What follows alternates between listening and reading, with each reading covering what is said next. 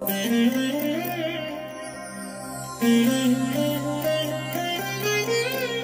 దినం పరము నుండి దిగివచ్చు మాట.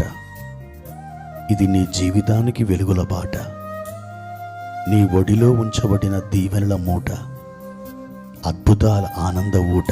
జూలై 29 సంవత్సరమంతా మీరు బైబిల్ చదివి ముగించడానికి ఈరోజు మీరు చదవలసిన లేఖన భాగం ఉదయం 49 మరియు 50 కీర్తనలు, సాయంత్రం రోమా పత్రిక 1వ అధ్యాయం. ప్రభునందు నా ప్రియమైన దేవుని బిడ్డలారా, ఈ ఉదయకాల సమయంలో దేవుని కృప మీకు తోడై ఉండునుగాక. ప్రియ దేవుని బిడ్డలారా, ఎలా ఉన్నారు? బాగున్నారు కదూ?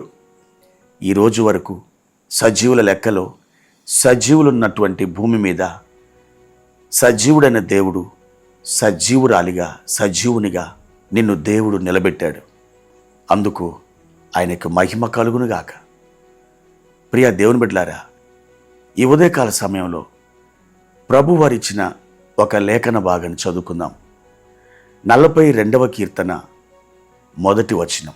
దుప్పి నీటి వాగుల కొరకు ఆశపడినట్లు దేవా, నీ కొరకు నా ప్రాణము ఆశపడుచున్నది. చాలా అద్భుతమైన పోలిక. కోరహు కుమారులు రచించినటువంటి అద్భుతమైన కీర్తన.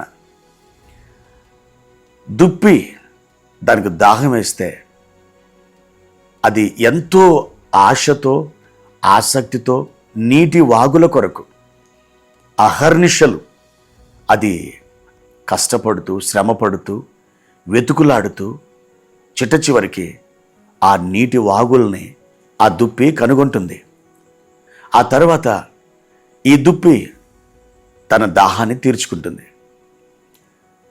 దానికి దాహం వేసినప్పుడు ఖచ్చితంగా ఆ నీటి ఊటలు లేదా నీటి మడుగులు కనుగొనేంత వరకు అది అంత మాత్రం విశ్రమించదు. దానికి దాహం వేసినప్పుడు దాని ఆశ, దాని ఆసక్తి, దాని ప్రయాస ఎంతో గొప్పదిగా ఉంటుంది. అలాంటి దుప్పితో కోరహు కుమారులు దేవుని విషయంలో పోల్చి మాట్లాడుతున్నారు. అయ్యా, దుప్పి నీటి వాగుల కొరకు ఎలాగ ఆశపడుతుందో, నా ప్రాణం నీ కొరకు అలా ఆశపడుతుంది, తృష్ణగొనుచున్నది. అవును దేవుని బిడ్డ, దేవుడే మన ఆశగా, మన తృష్ణగా ఉన్నప్పుడు ఆ దేవుడు నీకు దగ్గరగా వస్తాడు. ఆ దేవుడు నీకు ముందుగా నడుస్తాడు. ఆ దేవుడు నీ ప్రక్కన నిలబడతాడు. ఎందుకని? నీవు ఆయనని హృదయపూర్వకంగా మనసారా కోరుకున్నావు కాబట్టి. దేవుడు ఏ వ్యక్తి అయినా తనను కోరుకోకపోతే బలవంతంగా వచ్చి వాళ్ళ పక్కన నిలబడ్డు, వాళ్ళతో నడవడు. ఆయనకు అది ఇష్టం ఉండదు. ఎవరైనా ఆయనను కోరుకొని, ఆయనను కావాలని ఆశించి, ఆయన చూడాలని, ఆయనతో మాట్లాడాలని, ఆయన దీవెనలు పొందాలని వారు మనసారా వారు తృష్ణగా ఉంటారో, అట్టివారి ఎడల దేవుడు తన వైఖరిని ఎలా మార్చుకుంటాడంటే, ఆయన కూడా వారి వైపు తిరుగుతాడు. వారి వైపు అడుగులు వేస్తూ వారి దగ్గరికి వస్తాడు. వారు కోరుకున్న దానిని వారికి ఇస్తాడు.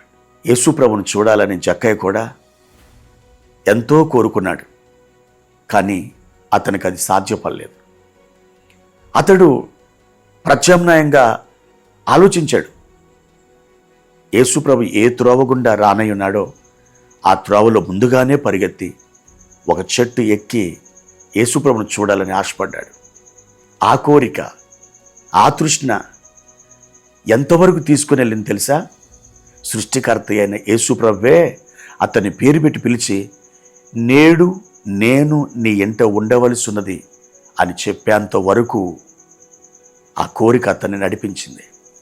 ప్రభువారు ఆ ఇంటికి వెళ్ళి జక్కయ్య ఇంటిలో ఆతిథ్యాన్ని స్వీకరించి అతన్ని ఆశీర్వదించి అబ్రహాము కుమారుడుగా అతన్ని మార్చి ప్రభు తన మార్గంలో సాగి వెళ్ళాడు.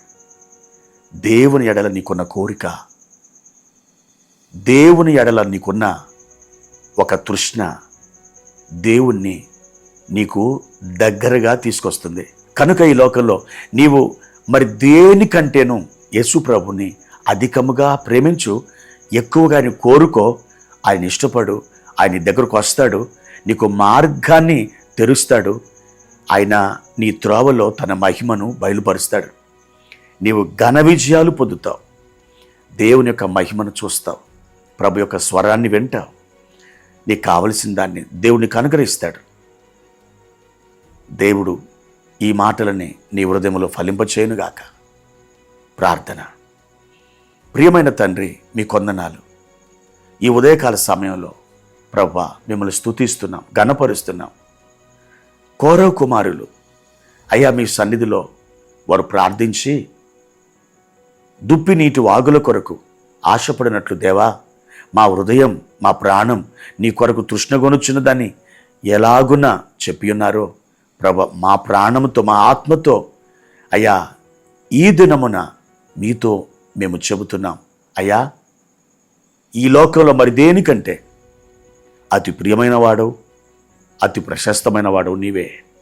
మా తండ్రి, మమ్ములను నీ కృపా సన్నిధులు జ్ఞాపకం చేసుకొని ప్రభు ఆశీర్వదించి బలపరచుమని యేసుక్రీస్తు నామములో ఈ ప్రార్థన అడిగి వేడుకుంటున్నాము తండ్రి. ఆమేన్.